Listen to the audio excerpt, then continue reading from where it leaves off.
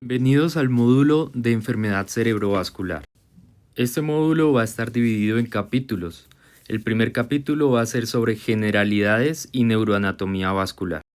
Lo primero que vamos a hacer va a ser definir una enfermedad cerebrovascular. Va a corresponder a un grupo de enfermedades que afectan la irrigación sanguínea del sistema nervioso central, resultando en una disfunción neurológica. Y se va a clasificar en dos tipos. La isquémica, que comprende el 80 al 85% de los casos, y la hemorrágica, que va a corresponder al porcentaje restante. En cuanto a la epidemiología, para el 2023 fue la segunda causa de mortalidad en el país. Adicionalmente, es la primera causa de discapacidad en los adultos en Colombia, con aproximadamente 45.000 eventos anuales que van a equivaler a casi 100 ataques cerebrovasculares al día. En cuanto al género, va a ser más afectada la población masculina y va a aumentar la incidencia por encima de los 50 años y está incluso llegando a triplicarse después de los 60 años. Ahora vamos a hablar de las generalidades de la neuroanatomía vascular del sistema nervioso central. Empezamos con las fuentes de irrigación arterial, que vamos a dividir en circulación anterior y circulación posterior. La circulación anterior va a estar dada por el sistema carotídeo, que va a ascender por el cuello y va a penetrar el cráneo a través del conducto carotídeo. Va a representar la fuente principal de irrigación de los hemisferios cerebrales, tanto anteriores como medios, y se va a dividir en unas ramas terminales que son la arteria cerebral anterior y la arteria cerebral media. La circulación posterior va a estar dada por el sistema vertebrovascular. Las arterias vertebrales que se originan de las arterias subclavias van a ascender a través de los forámenes transversos cervicales. Las dos arterias vertebrales se unen en el tronco encefálico para formar a la arteria basilar.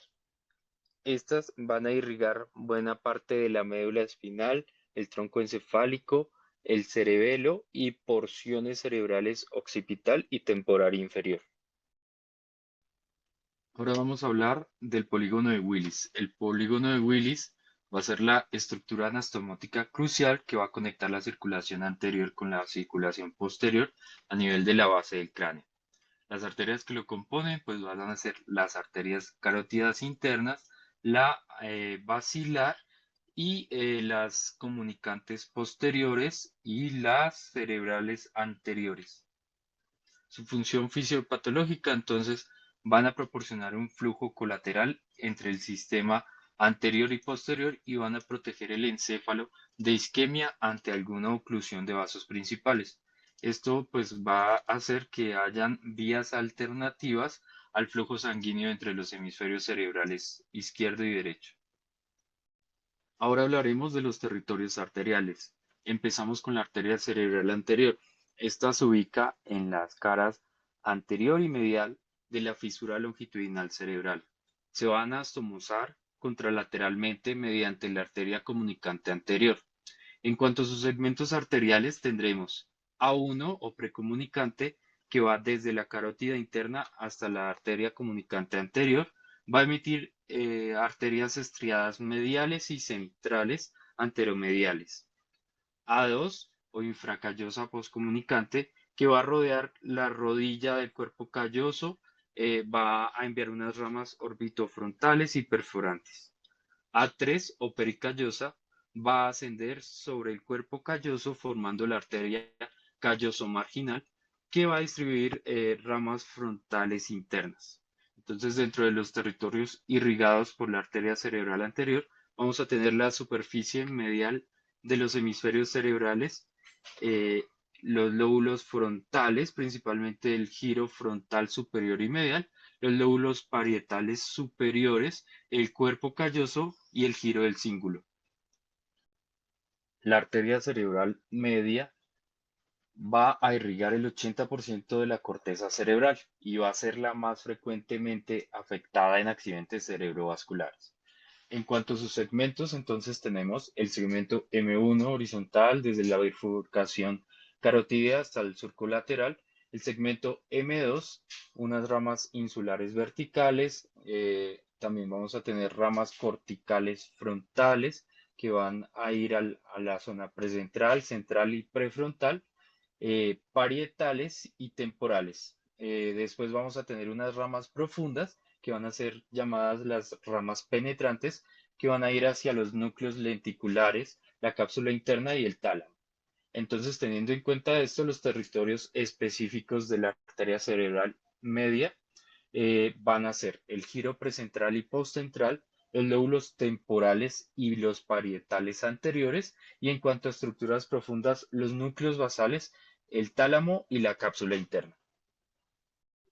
En cuanto al territorio de la arteria cerebral posterior, entonces se va a originar de la bifurcación de la arteria basilar, se va a conectar anteriormente con la circulación carotídea mediante las arterias comunicantes posteriores, va a irrigar estructuras profundas y posteriores. Dentro de estos territorios irrigados vamos a tener el lóbulo occipital, el aspecto inferior de los lóbulos temporales, el mesencéfalo, el tálamo, los plexos coroideos del tercer ventrículo y los ventrículos laterales.